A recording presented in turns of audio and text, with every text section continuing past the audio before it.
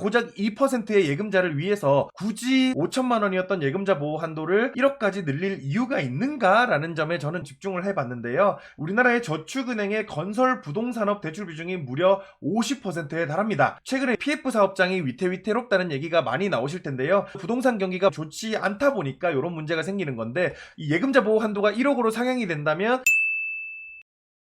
첫 번째, 23년 만에 예금자 보호 한도 상향에 대해서 말씀을 드리겠습니다. 지금까지는 예금자 보호 한도가 5천만 원이라는 거는 많이들 알고 계실 겁니다. 2025년부터는 예금자 보호 한도가 1억 원으로 상향될 예정이라고 합니다. 기존의 국가별 1인당 GDP 대비 예금자 보호 한도가요, 우리나라가 1인당 GDP가 35,000달러입니다. 35,000달러는 원화로 환산하면 대충 한 4,500만원 정도 되죠. 4,500만원에 비해서 5천만원이라는 예금자 보호 한도가 고작 1.2배 정도밖에 되지 않다 보니까 2배인 일본이나 2.2배인 영국, 그리고 3배인 미국에 비해서 좀 많이 낮은 거 아니냐라는 논의가 최근에, 작년에 들으셨던 분은 아무도 없으실 겁니다. 올해 들어서 급격히, 그것도 올해 하반기 들어서 엄청나게 빠르게 논의가 진행이 됐고요. 국회 정무위를 통과해가지고 내년 중에는 시행이 될 예정이라고 하고 있습니다. 이게 어떻게 굴러가는지에 대한 말씀을 좀 드리자면요, 금융회사가 계약자로서, 그리고 이 고객, 예금을 드는 사람이 피보험자로서, 그리고 예금보험공사가 보험자로서 작용을 하고 있습니다. 금융회사가 보험료를 납부하면, 만약에 금융회사가 망하게 됐을 경우에 예금보험공사에서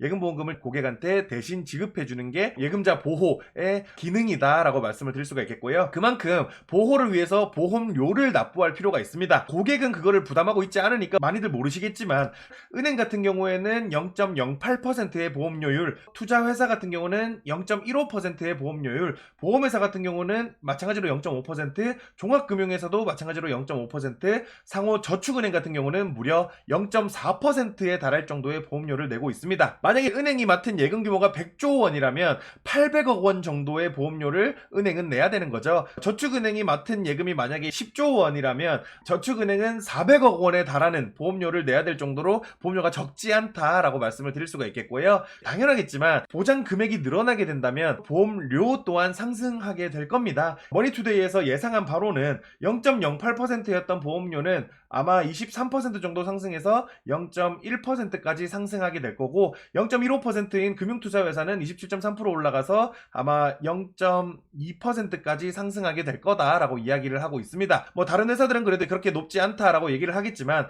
전체적으로 봤을 때 예금자 보호 한도가 높아지게 된다면 보험료율 증가는 피할 수 없게 될 것 같습니다. 당연한 얘기겠지만 금융회사나 예금보험공사는 이거를 고객한테 전가시키지 않겠다라고는 얘기를 하고 있기는 하지만, 과연 전가가 안 될 수가 있을까요? 라는 관점에서 생각해 봤을 때, 은행은 예대마진을 통해서 장사를 하는 집단인 만큼 이 예대마진이 줄어들 수밖에 없고, 그 비용을 메꾸기 위해서 고객의 예금 이자를 낮추든 아니면 고객의 대출 이자를 높이든 뭔가 조치를 취할 것 같다라는 생각이 들기는 합니다. 우리나라가 지금 보호 한도 안에 있는 예금자 비중이 무려 98%에 달하거든요. 고작 2%의 예금자를 위해서 굳이 5천만 원이었던 예금자 보호 한도를 1억까지 늘릴 이유가 있는가라는 점에 저는 조금 집중을 해봤는데요. 그 관점에 있어서 생각해봤을 때 우리나라의 저축은행의 건설 부동산업 대출 비중이 무려 50%에 달합니다. 그 비중을 생각해보면 최근에 PF 사업장이 위태위태롭다는 얘기가 많이 나오실 텐데요. 아무래도 부동산 경기가 많이 좋지 않다 보니까 이런 문제가 생기는 건데,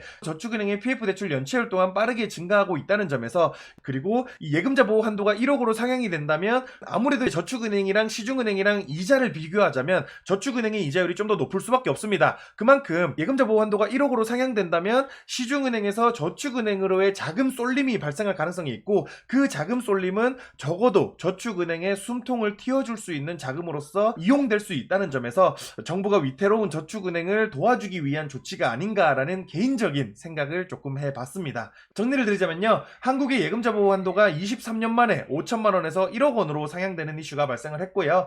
예금자 보험은 예탁금을 받는 금융사가 보험료를 부담하고, 보험료는 금융회사에 따라 차등해서 적용되게 됩니다. 보호 한도가 상향됨에 따라서 보험료도 상승하게 될 거고, 예금금리 하락 같은 형태로 고객에게 전가될 가능성이 아주 높다는 점에서 생각을 조금 해봐야 될 문제가 될 것 같고요. 보호 한도 내에 예금 계좌 비중이 98%를 초과하는 만큼 실효성에 대해서는 논란의 여지가 있다고 생각을 하고 있습니다.